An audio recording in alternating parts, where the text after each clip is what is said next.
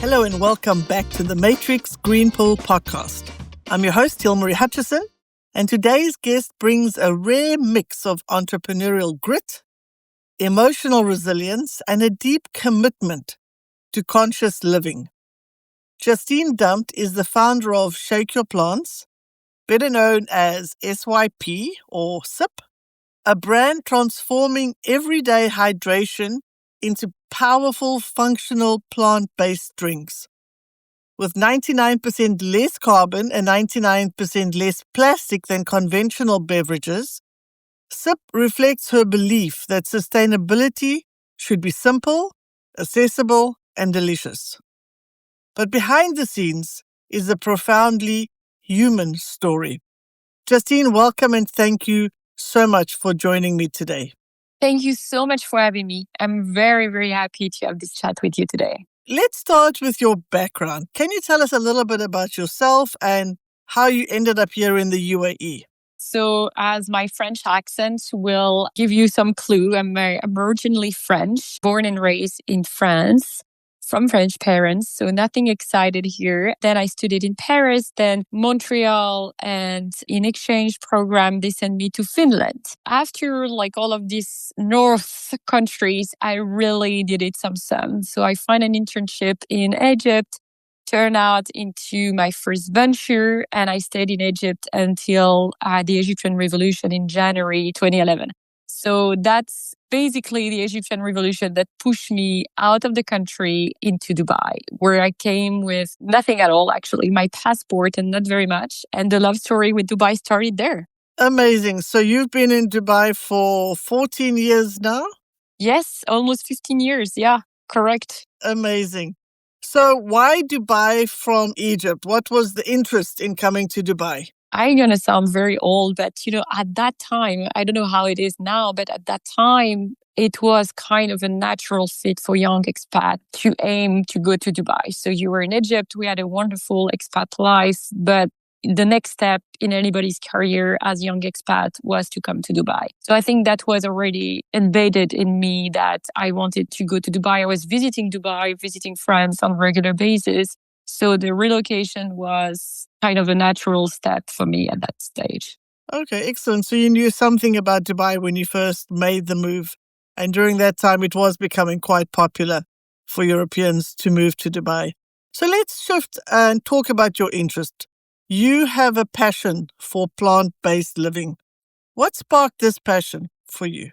Plant-based living, it's kind of a very big term, I think I have a passion for nutrition. I have a passion for wellness, and I do have a passion for what is out there in nature that can really make you thrive as a human being. So I think I started really my nutrition journey as a kid.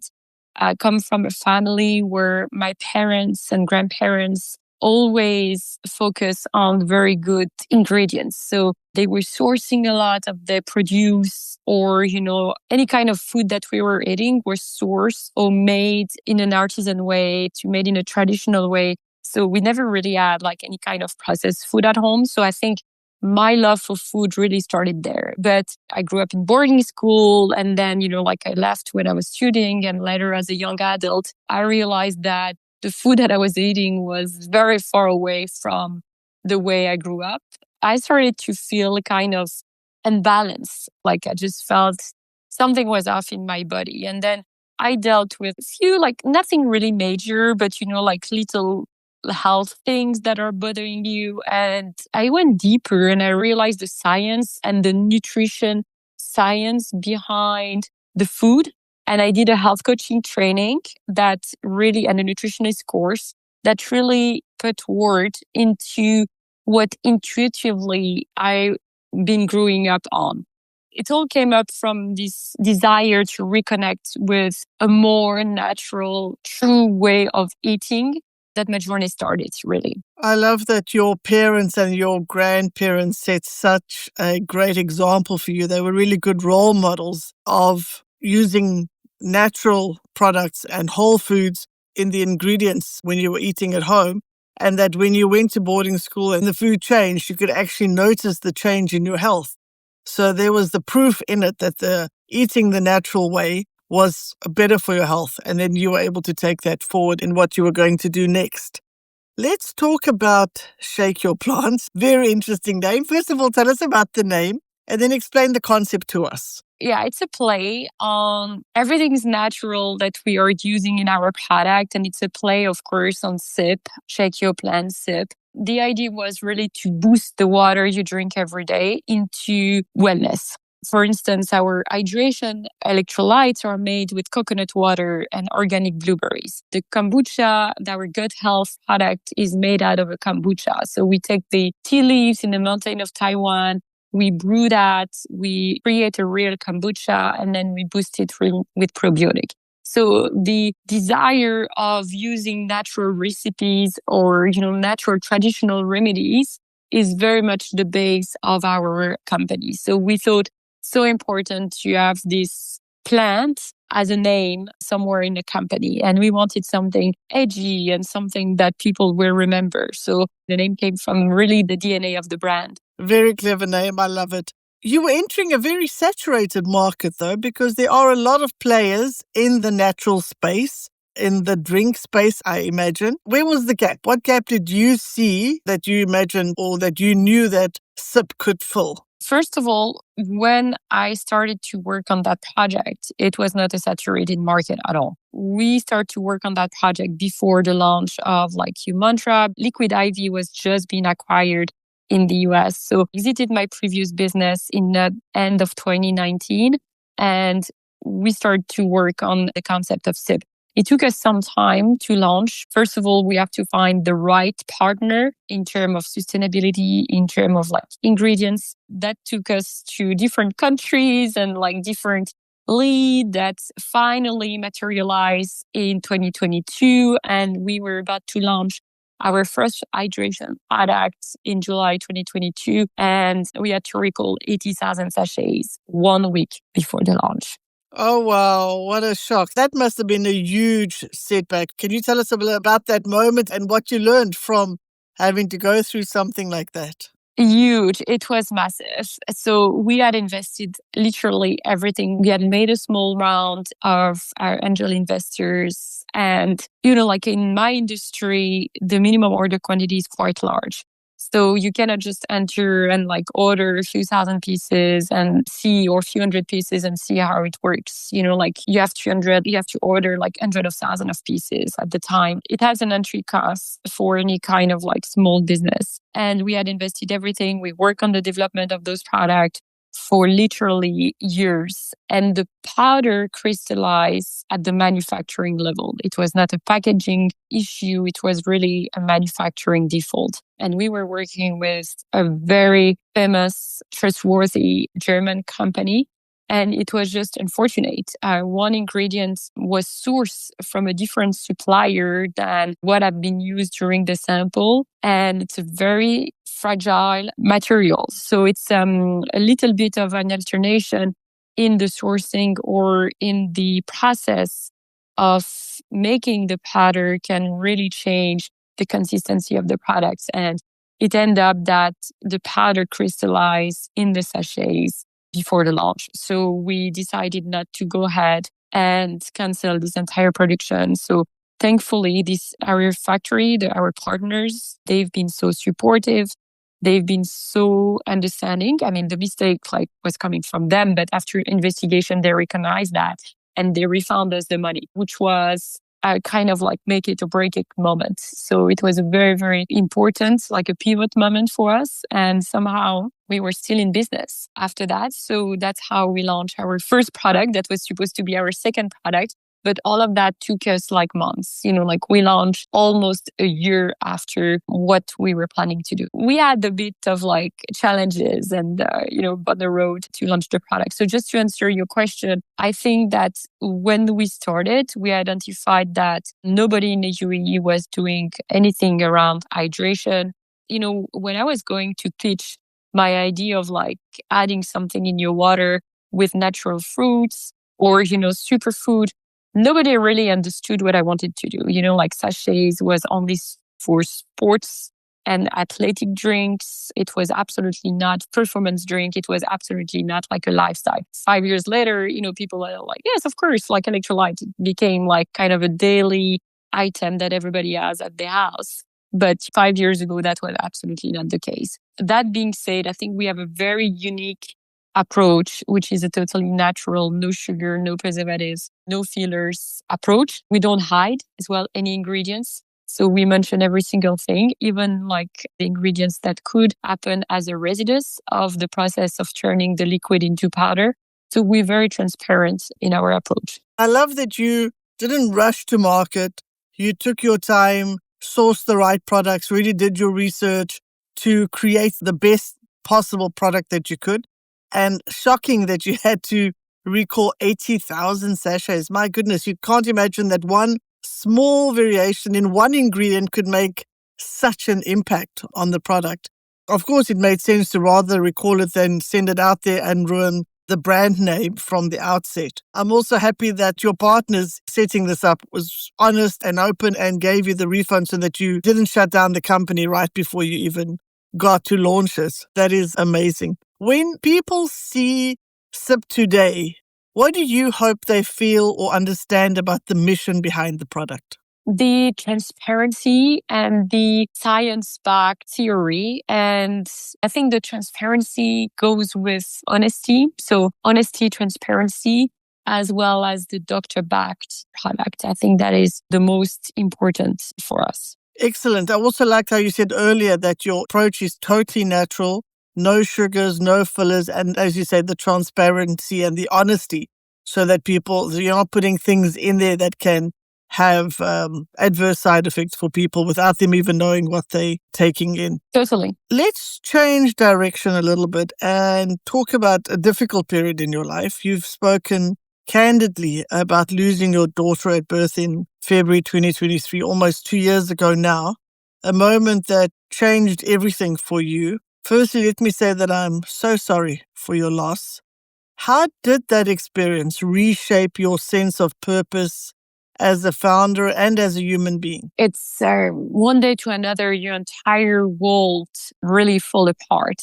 It's very difficult to describe the depth of such a situation. And, it's not a matter of weeks or months. I think it's really something that changed your perspective on life pretty much forever. What I can say is that in the following weeks and days, SIP and the team and the products and the investors and like this community that we have built and receiving clients' feedback was very important to me in terms of mental health. I absolutely could have just stayed home and cried for months and maybe years. I think nobody would have judged me at that time for not wanting to work anymore or to want to have a bit of a time off to reset, which I did for a few days. But I thought that actually everything sounds so strange and everything seems so foreign that the fact that with my team, within, like kind of a work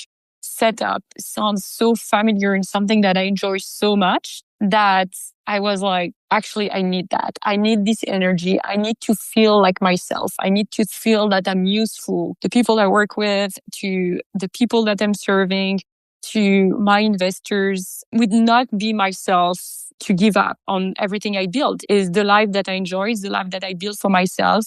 And I'm already finding myself in such a foreign land that even if that is taken away from me, who am I? What is left? That's how it felt at the time. And I realized that, having a routine, being able to, okay, I have a daily call with the team. I have a meeting every morning. Well, probably need to, at least brush my teeth or shower or get out of bed for that call. So in the beginning, it started like that, even though I've been maybe in pajama taking the call, at home. And then, oh, why don't I go to the office? And then those little steps to have a routine coming back to life really, I think, was very important for myself, but as well, in the story of the company. And I do think that the team as well, of course, as you can imagine, first of all, we're a female team. So I think everybody, co-founder, has kid also. And you could see that they were feeling for me in a very authentic way, in a very sincere way. And that make us so strong as a team. I don't want to say like we family because we're not, like at the end of the day, this is a project we work on every single day together. And it's very different from having a family. But I do think that the fact that we had to go through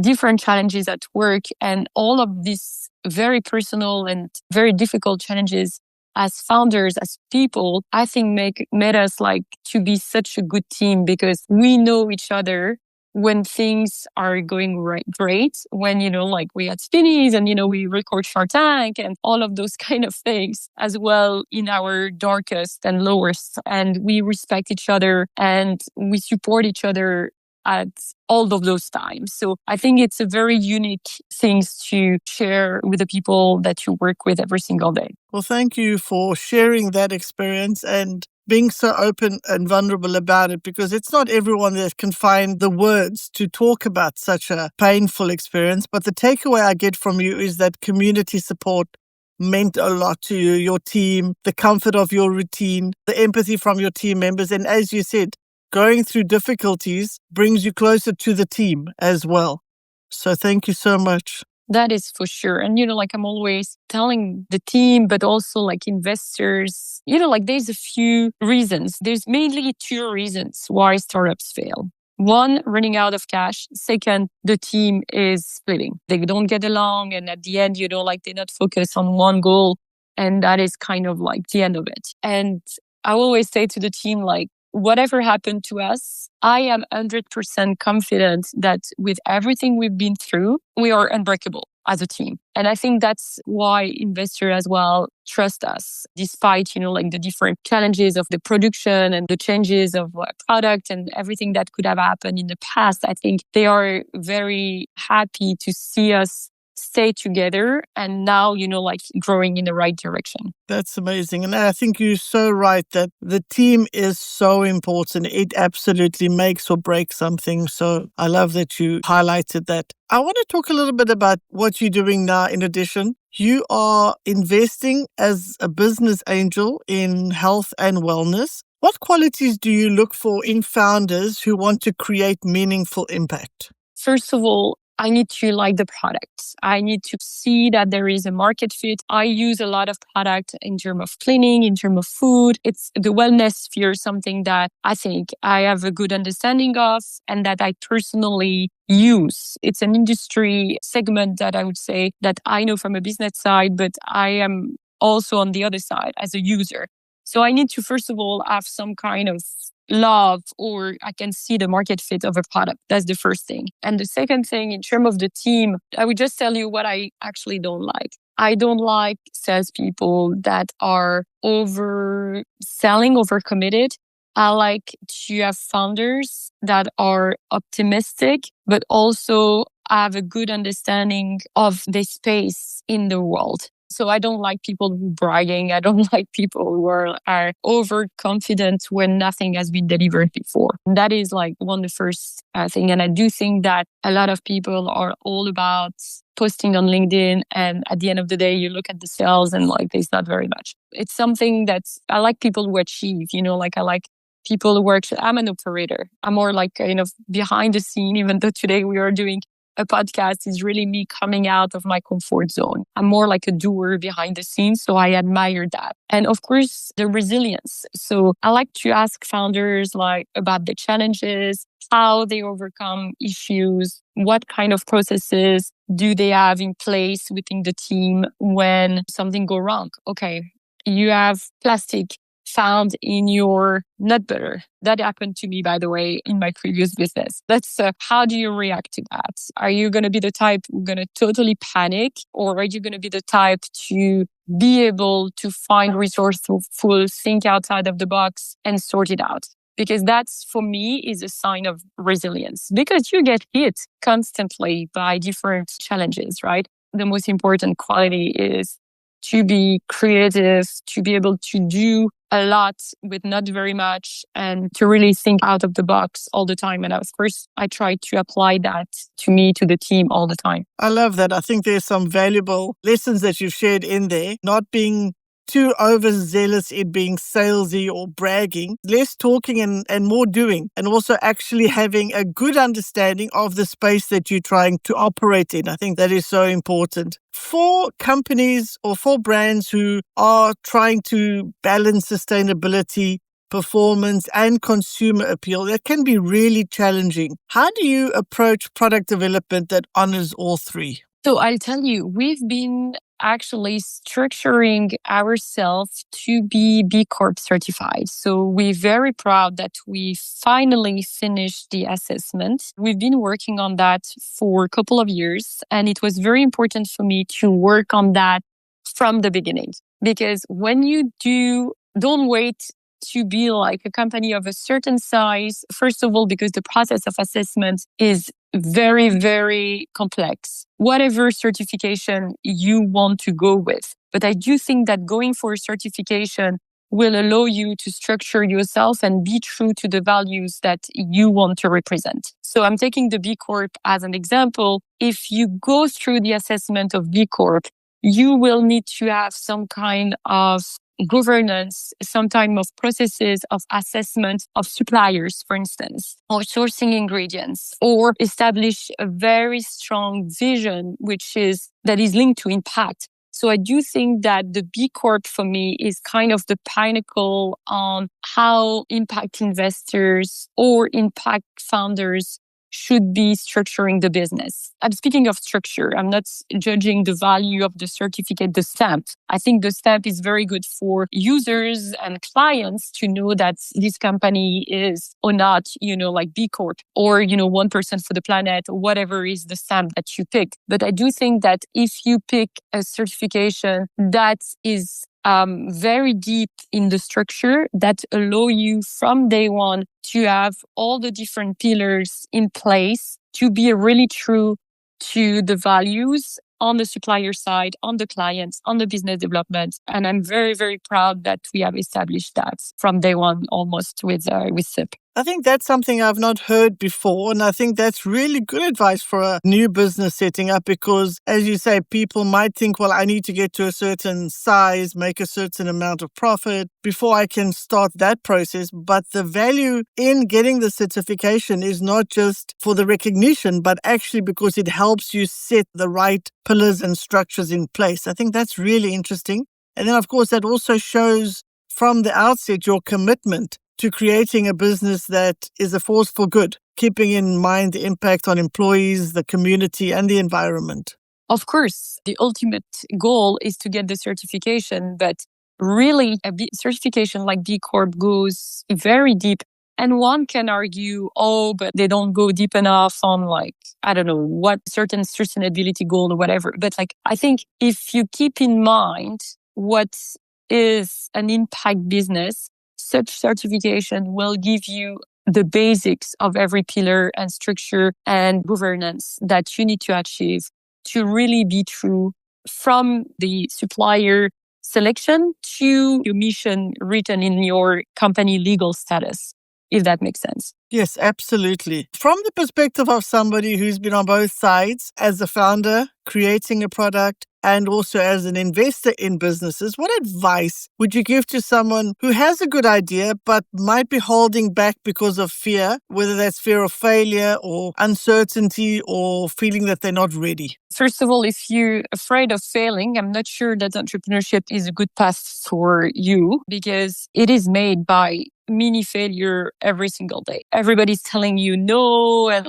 not everybody, thankfully, but most people are telling you no, and you need to be able to take it because you might, pitch 200 investors to get, to get one or two. Or I do think that if failure is something that you're struggling with, I would recommend to kind of work on yourself first before launching a business or try to accept the idea of failing. I do think as well that done is better than perfect, to quote Sheryl Sandberg. I think it's true. I think we tend to want everything perfect, but products will have its own life. And you will create a product thinking, oh my God, I just love it so much. But people will see something completely different. You might love the product. People might love the packaging. You might think that your packaging is too, colorful or too bright, but people love it. You create something. And I think the best way to start is to have like 20 of your friends in a focus group where it's anonymous. They write their feedback